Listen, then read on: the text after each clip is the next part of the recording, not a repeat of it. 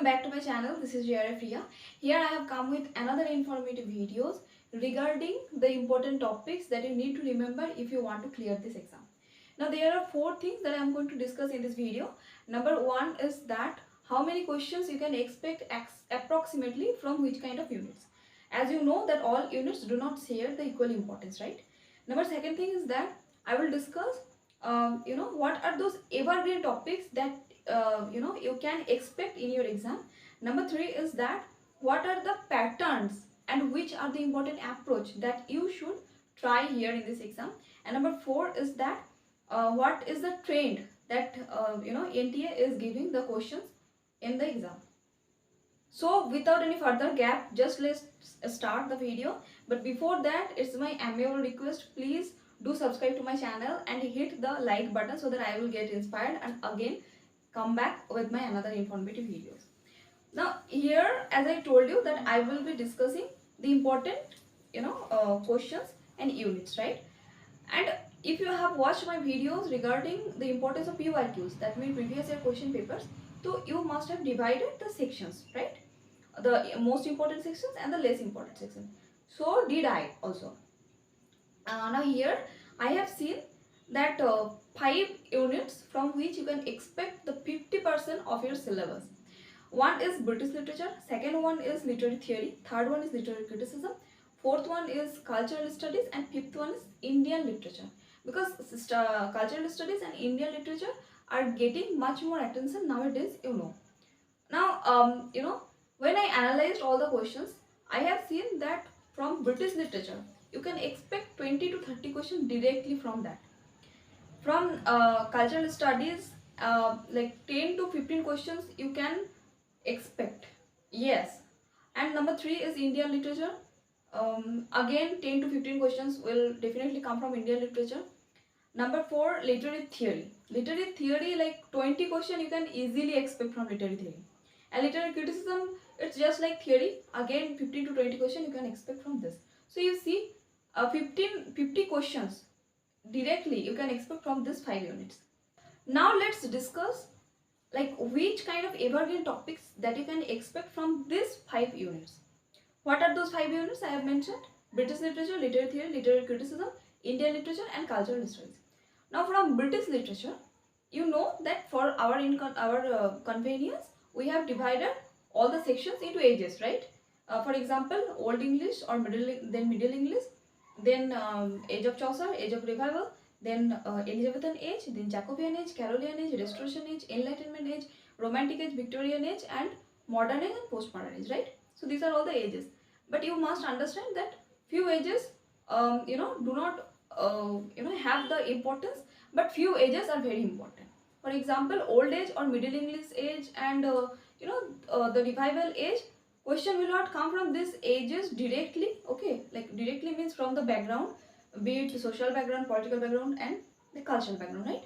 But the ages like Chaucer Age, then Enlightenment Age, Romantic Age, Victorian Age, these are all very important ages that you need to keep in mind. Okay.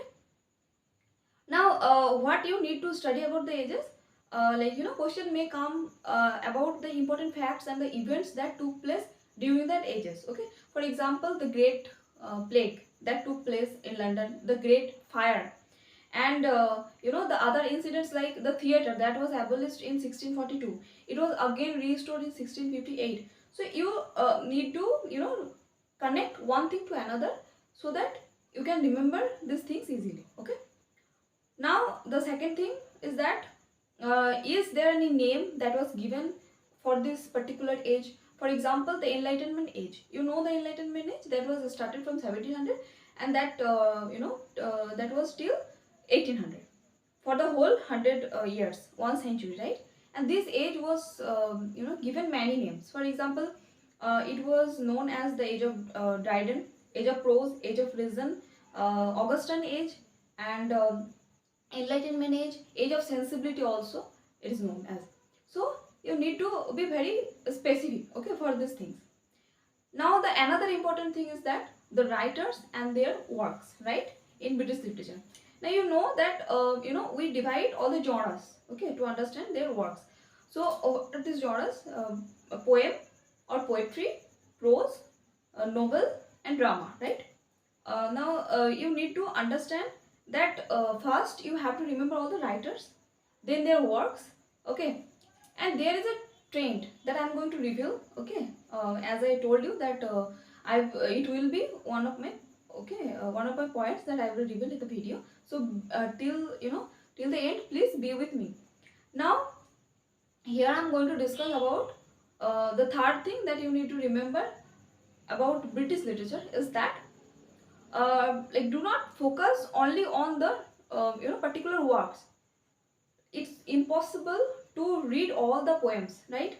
And it's also impossible to read all the novels by the great writers like Thomas Hardy, Jane Austen, then Charlotte Bronte, Emily Bronte, George Meredith. These are all like evergreen writers from which the question will be asked, okay, definitely, because without which NT cannot even ask you any questions. These are all important. Now, it's not possible to complete all the novels of Charles Dickens, all the novels of Thomas Hardy, right? So you need to be very smart. Just read the summaries, write the important incidents, remember all the incidents, okay, one after another, and try to relate all them together, and you will be done. And I have already shared one video where I have posted, which are those important facts and important things that you need to add in your notebook, okay, from any poetry, prose, drama or any novel, okay. So you can watch that. It is somewhere in my description.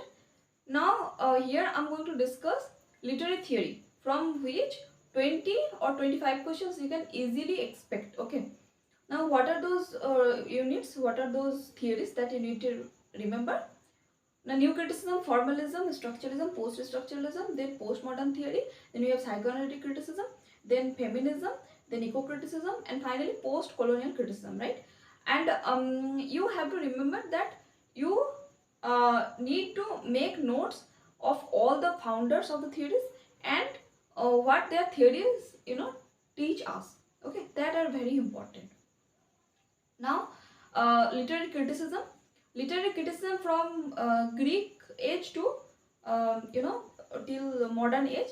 For example, from Socrates till T.S. Eliot. You need to remember all the great works of the critics. For example, like Greek age, then Roman age, then Elizabethan age, because Philip Sidney was also from Elizabethan age. Then Enlightenment age, like Thomas Hobbes, John Locke. These are all from Enlightenment age. Then we have Romantic age, from which we will get Wordsworth, Samuel Taylor Coleridge, great critics. Then we have Victorian age, like Victorian age we can get T.S. Eliot is also like regarded from Victorian age as well as modern age. Now these are all the things that you need to remember.